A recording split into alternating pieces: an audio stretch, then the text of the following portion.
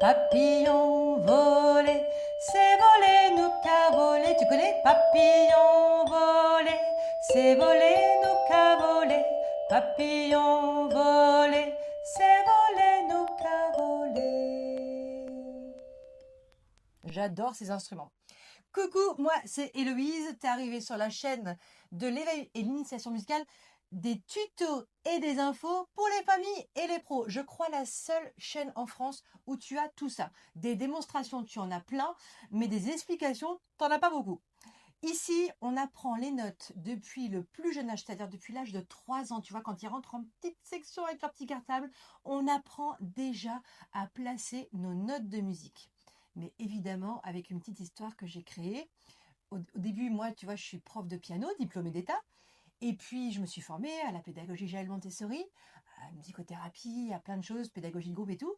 Mais il me manquait quelque chose. Il me manquait un univers, tu vois, qui permette aux enfants de rentrer par l'imagination dans le monde, le décodage de la musique. Et c'est bien ça, tu vois, la clé essentielle au départ. Parce que moi, je vois les parents, ils me disent, oh, mais je n'y connais rien. Ils ont toujours peur de ça. J'y connais rien, je n'arriverai pas. Et en fait, par ce moyen-là, déjà de rentrer dans la lecture des notes, en fait, c'est la première marche, tu vois.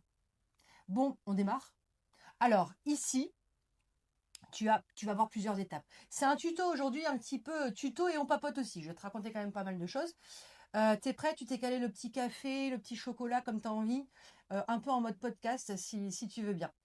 Chez Moon Amadeus, donc, on a ce qu'on considère l'arbre porté. Tu vois, c'est la clé de sol, l'arbre porté avec ses branches qui vont porter nos petits oisillons, soit sur les branches, soit dans des nids. Donc la clé de sol, et puis 5 branches. On les compte ensemble? Ça, tu fais comme ça avec les enfants, tu vois. Un, 2, 3, 4, 5. Et entre les branches, on a des nids. Très important, dans la pédagogie Moon Amadeus, on manipule, comme dans toutes les pédagogies actives, hein. Les enfants, ils ont besoin de le faire avec les doigts. C'est-à-dire que cette chaîne, elle n'est pas... Tu peux faire, tu vois, tu peux regarder tes tutos avec les enfants, c'est une première marche. Mais le but du jeu, c'est pas de les coller devant l'écran. Le but du jeu, si tu es pro, bah, c'est de prendre ce matériel. Je t'invite franchement à le faire parce que quand je vois comment j'ai rempli mes ateliers, je suis passée de 2 il y a des années, là, 8 l'année dernière, 10 cette année, juste moi toute seule, tu vois. 10 à la rentrée, là. Bon, enfin, je t'expliquerai ça au fur et à mesure. 4 nids, donc. Et tu les fais compter. Un, 2, 3, 4. Et oui, parce qu'il y a les branches sur lesquelles nos petits oisillons notes vont se poser, et puis il y a les nids dans lesquels ils vont se reposer. Alors, dans la comptine papillon volé, on démarre sur cette note toute jaune. Alors, tu vois, ces instruments colorés, je me suis basée dessus parce que, si tu veux, dans les écoles où j'intervenais, il y avait des instruments colorés. Pas forcément celui-là, mais tu avais les boomwakers. Alors ça, tu les as très régulièrement. J'avais le mini métallo, il y avait dans d'autres les cloches colorées, mais on n'avait pas de pédagogie associée à ça. On ne savait pas comment faire. Euh, et je me suis dit, mais attends, bon Dieu de bois, mais il faut créer une petite histoire où nos petites notes chantent ces notes et ont la couleur de ces notes, tu vois. Évidemment, dans le monde animal, qui est un peu le monde dans lequel les enfants aiment rentrer, qui c'est qui chante? Ben, c'est les oiseaux. Et pourquoi les oisillons? Parce que je m'adresse à les enfants, tout simplement. Donc, Mi, tu vois, c'est la jaune.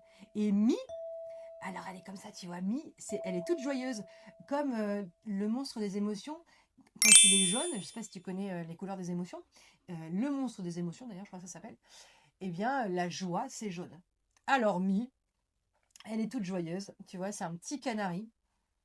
Attends, je vais enlever les nœuds, ça me va pas. D'ailleurs, je les enlève quand je les montre aux enfants, pour tout te dire. Et tu vois, c'est aimanté, ils ont une plaque ferreuse. Et on enlève les nids, pof, tac. Voilà, et on vient placer un nouvel aimant, le mi. Le mi, il vient se placer sur la première branche. Voilà, il s'assoit sur la première branche et je les fais chanter. Mi. Et je les invite à faire de même, moi sans chanter. À toi? Voilà. D'accord? Si tu chantes tout le temps, ça invite pas forcément les enfants à le faire. Ils le feront en différé. Ils le feront une fois rentrés chez eux. Et toi, ce que tu as envie de vérifier, c'est quand même qu'ils apprennent à chanter juste. Il y en a pour qui c'est inné, il y en a pour qui ça ne l'est pas. Ça va venir au fur et à mesure de l'année. Chacun son tempo. Alors, on a ça. Mi, mi, mi, mi, mi. Ah ah! Alors, si tu suis mes tutos, tu sais que c'est le do moustachu. Le do moustachu, il vient se placer ici. Alors, il y a une histoire associée, je l'ai appelée l'histoire incroyable des notes de musique, que tu trouveras ici dans ce lien, où je raconte l'histoire que j'ai créée associée à ça. Et tu sauras pourquoi notre petit do moustachu est tout rouge comme ça. Mi, mi, mi, mi, mi, do, mi. Sol, c'est la chouette sol. Alors, la chouette sol, elle dort dans son tronc clé de sol, comme beaucoup de chouettes. Et pour chanter avec ses petits copains, elle reste, t'as vu? Elle reste sur sa deuxième ligne et elle vient se placer ici. Tu vois, assise sur la deuxième branche. Ça va? On chante tout ça? Mi, mi, mi, mi, mi, do, mi, sol, sol. Mais dis donc, c'en est une nouvelle celle-là? La toute verte, toute claire, eh ben c'est Fa. Tu te rappelles de Méline tout à l'heure? Eh ben Fa, il est fatigué. Il vient se poser dans le premier nid. D'accord? Alors oui, les nids, je les mets, je te vois venir. Les nids, je les présente au début pour bien se figurer l'histoire des nids. Mais après, je les enlève. Pourquoi? Parce que ça ferait trop d'infos, tu vois. L'enfant, une fois que tu lui as dit que c'était dans un nid, il n'y a pas de problème. Il te reprend pas là-dessus. Il sait qu'entre deux branches, il y a des nids. Au préalable, tu peux même leur montrer une photo d'un vrai nid entre deux branches. Tu essaies d'en trouver une où on voit un nid entre deux branches. Moi, c'est ce que je fais en tout cas. Voilà. Et tu leur expliques bien que chaque oiseau a sa position sur l'arbre. Dans le monde animal, le territoire, c'est hyper important. Donc tu leur dis que le Fa, il est entre la première et la deuxième branche. Et en plus, il est fatigué. Tu vois, Fa, il est fatigué, donc il va pas aller au-dessus. Il est trop fatigué pour aller dans un autre nid. Son nid à lui, c'est le premier. On reprend? Mi, mi, mi, mi, mi, do, mi, sol, sol, fa, mi. Eh ouais, c'en est à nouveau. Alors, Ré, c'est celui qui est orange et lui, il se suspend la tête à la portée. Voilà. Et tu observes que mes petits oisillons, ils n'ont pas d'ailes. Ce sont juste des ronds qui ont une tête d'oiseau. Et ça suffit. J'ai aucun enfant qui est venu me dire oui, il n'a pas d'ailes. Jamais, jamais, jamais. J'en aurai peut-être un jour, je te dis pas. Mais tu leur dis que c'est des oiseaux, ils ont des têtes d'oiseaux avec des becs d'oiseaux, une chouette, etc. Ça suffit. Pourquoi c'est épuré comme ça? Parce que d'abord, on a quand même une tête de personnage, on a des couleurs, et qu'à un moment donné, moi, ce qui m'intéresse, ça va être que les enfants, ils puissent écrire de manière précise leurs notes. Il n'est pas rare qu'à la suite de mes ateliers, les enfants qui ont chez eux des ardoises, Velleda, se fassent leurs lignes. Alors parfois, il n'y a pas forcément les 5, il y a 4 lignes, tu vois, ils vont pas forcément jusque 5. Quand, tu sais, quand ils démarrent, c'est des pitchounes, hein. Et puis, ils vont te dessiner une note. Alors, ils font en plus des yeux, etc. Mais ça ne dépasse pas, tu vois. C'est-à-dire que c'est bien à cheval sur une ligne ou c'est bien entre deux lignes. Et c'est là où le game, il est gagné. Il est hyper important pour un enfant qui va figer dans sa mémoire ses apprentissages, que ce soit le plus précis possible. Si tu as des personnages qui sont trop alambiqués, avec des fioritures, des choses qui dépassent, quand il va être amené à l'écrire, ce ne sera pas précis. Il pourra reprendre tout ça. Et là, je peux te dire que pour démêler le beans, bon courage. Donc voilà, l'explication voilà, des ronds. Après, ces oisillons, ils vont devenir comme ceci, tu vois. On passe à l'étape 2, sans la tête, et juste avec la couleur, en forme ovale. Pourquoi? Parce que les notes conventionnelles que tu vas trouver ensuite, comme ceci, qui sont noires, elles sont ovales. Tu vois? On passe de la couleur du personnage à la couleur ovale et ensuite à la note conventionnelle noire. Ce qui permet d'avoir une pédagogie dissociée si tu as un groupe d'enfants, ce que je te souhaite en éveil initiation musicale. Moi, je les prends jusqu'à 7 ans. Pourquoi? Parce que jusqu'à 6-7 ans, les enfants, ils apprennent beaucoup mieux en groupe. Sauf des cas exceptionnels qui préfèrent être tout seuls. Mais alors franchement, j'en ai rencontré de très très rares depuis 20 ans que j'enseigne. La plupart des enfants, jusqu'au CE1, préfèrent être avec un autre enfant. Le duo, tu veux, le fait d'être tout seul avec un prof, c'est hyper intimidant. Or, être ensemble, c'est beaucoup plus joyeux, tu vois. Par contre, j'en prends pas 15 000. Quand ils sont en petite et moyenne section, ils sont 7 maximum, parce que je peux vraiment m'occuper de chacun. Quand ils sont en grande section CP, où on inclut d'initiation piano, comme je t'ai dit, je suis prof de piano au départ, eh bien, ils sont 4 maximum. 4, parce que je veux m'occuper de chaque enfant. Tu vois, je veux pouvoir voir l'évolution de chaque enfant. Et quand je te parle de pédagogie dissociée, c'est-à-dire qu'ils vont pouvoir passer de ça, admettons qu'ils démarrent juste avec moi en grande section, qui n'aient pas fait leurs 2 années précédentes, ils vont démarrer comme ça. Et puis les autres, on va peut-être rafraîchir la mémoire en début d'année scolaire, tu vois. Mais très rapidement, ils vont reprendre là où ils en sont arrivés l'année précédente, en fin de moyenne section, avec les notes colorées sans le personnage, sans le visage, enfin, je ne sais pas comment on pourrait dire, le bec, etc., les yeux. Et puis, à un moment donné, il y en a un qui va peut-être être en CP-CE1, qui, lui, sera déjà prêt pour passer à ça. Si bien qu'ils ont chacun leur planche, mais chacun leur niveau, là où ils en sont arrivés. Ils peuvent même rétrograder. Moi, j'ai des enfants qui semblaient vraiment maîtriser bien leur personnage, tu vois, qui sont passés à ça, puis finalement, c'était pas encore tout à fait ça. Et je leur dis, mais c'est ok les gars, vous pouvez revenir aux oisillons. Ça te rassurait de revenir aux oisillons une séance? Ouais, eh bien reviens aux oisillons. Ils rétrogradent pas, ils refixent les choses. Et ainsi, tu peux gérer ton groupe, tu vois. Et le fait de voir les autres avoir les notes conventionnelles ou les notes colorées, ben, en fait, ça leur donne aussi l'impulsion. Ça leur donne aussi l'envie d'aller plus loin. Je reviens sur ma petite continue. Je t'avais dit, c'était un tuto on papote. Hein.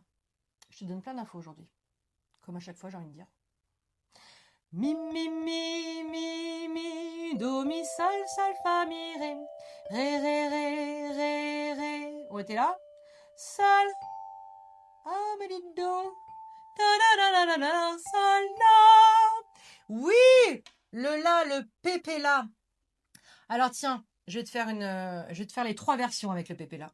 Le pépé la, il se place dans le 2e nid. On compte 1, 2. On le place ici. Alors, l'avantage, tu vois, des aimants, je te dis avec les enfants, c'est que on peut les glisser comme ça, les placer correctement. Il n'y a pas besoin de les sortir, je sais pas, ils les placent, tac, et hop, ça glisse. Et quand on n'a plus besoin, t'enlèves. Ok? C'est redoutable. Et en plus, les parents peuvent se le procurer s'ils ont envie de le faire chez eux. Et grâce au tuto, tu vois, si jamais tu te formes avec moi, parce que j'ai une formation éveil initiation musicale, tu peux tout à fait les renvoyer sur la chaîne et ça a une cohérence. Tu vois, si tu as envie d'ouvrir des ateliers d'éveil musical, que tu n'es pas formé, mais que tu as quand même conscience qu'il faut le faire, combien de consoeurs et confrères m'ont dit, punaise, ils m'ont mis des enfants de 5 ans en piano, mais comment te dire que je ne suis pas formée? C'est un âge spécifique. Il faut le faire, il faut être consciencieux et avoir sa conscience professionnelle. Donc formez-vous, que ce soit avec moi ou avec d'autres, mais formez-vous. Si tu es intéressé par ma formation, le lien est dans le premier commentaire ou en description. Je reviens à mon pépé là. Le pépé là, c'est le diapason. Ça fait 200 ans qu'il donne son son au hautbois dans l'orchestre pour accorder tous les musiciens. Ça, c'est quelque chose que je dis tout le temps aux enfants. Tu vois, quel est l'instrument que le pépéla accorde en premier dans l'orchestre? Le hautbois. Sache que le hautbois, c'est un instrument qui n'est, pour ainsi dire, pas appris. Tu vois, trop peu appris. Or, c'est un instrument dont on a absolument besoin dans les orchestres. Les orchestres vont mourir si on n'étudie pas ces instruments-là. Franchement, si tu veux faire carrière dans la musique, apprends le hautbois, il n'y a personne qui en fait. Tu trouveras forcément une place en conservatoire. Et si tu as de l'appétence pour la musique, tu trouveras du boulot.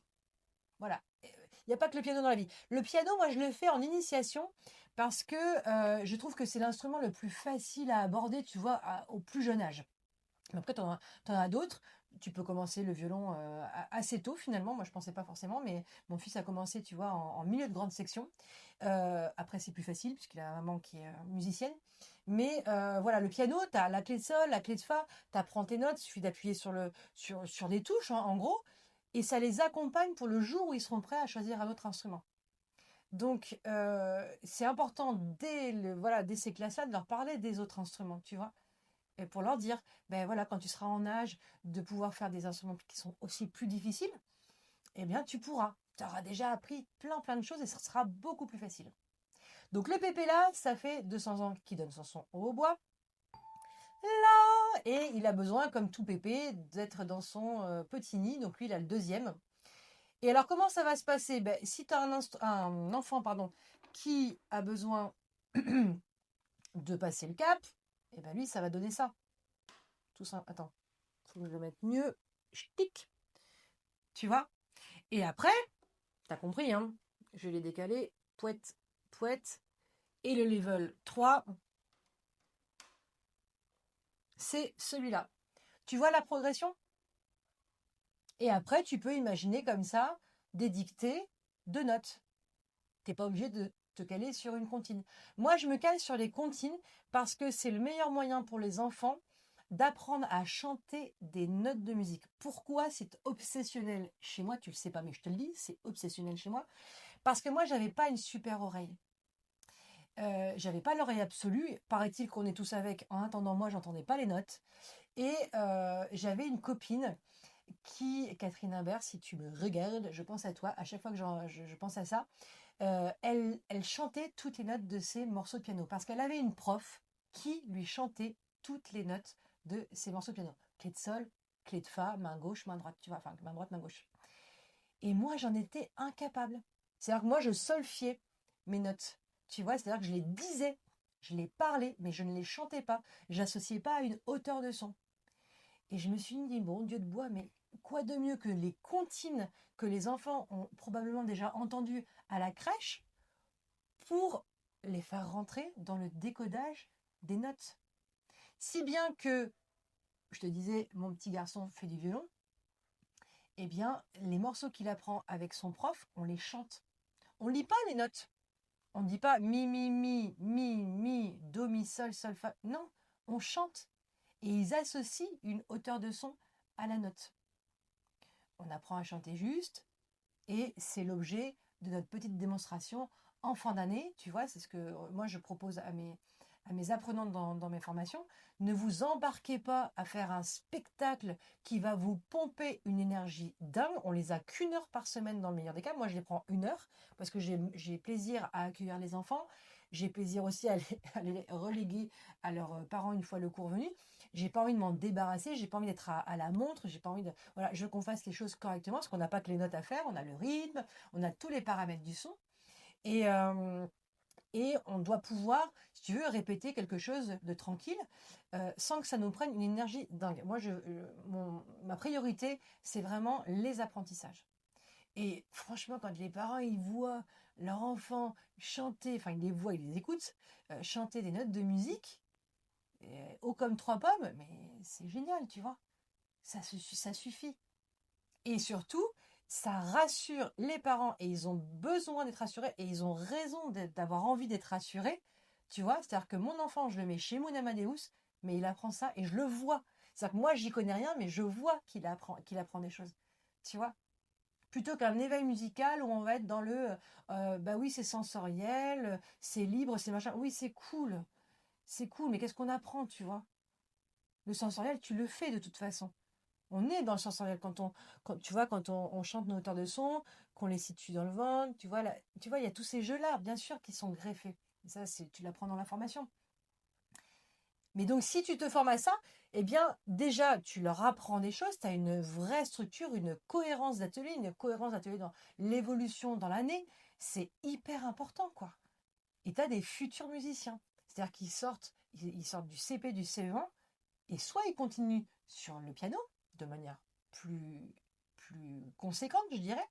Pas plus sérieuse, parce que c'est déjà sérieux ce qu'on faisait avant, mais plus conséquente. Et soit ils partent sur un autre instrument, mais avec des bases, faut voir comme, tu vois. Parce que non seulement je me sers de mes comptines pour les notes de musique, mais je m'en sers aussi pour le rythme. Eh oui! Alors j'ai fait tout un cours sur comment apprendre le rythme, je te le mets ici.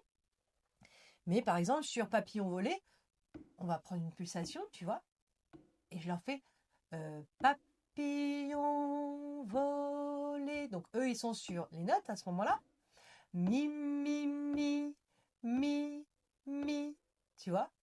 Et dis donc, j'en ai deux sur un temps. Mi, mi, mi. Tu vois? Mi, mi, mi, mi. Qu'est-ce qu'on a? Quand on a deux notes sur un temps, les enfants, ça fait quoi? Et qu'elles sont régulières? Deux croches. Yeah!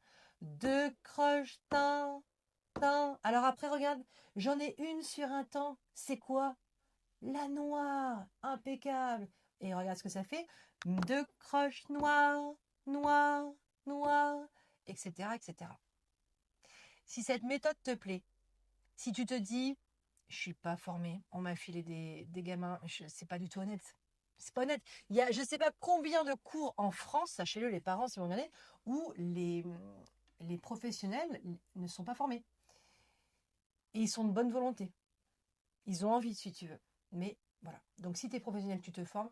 Et si tes parents, regarde si la personne qui va s'occuper de ton enfant voilà, quelle est sa formation? Vraiment, c'est hyper important. Je ne suis pas la seule à former, il y a plein de formations qui existent, mais regardez ça, les parents. Veillez à savoir où est-ce que vous mettez votre argent et pourquoi.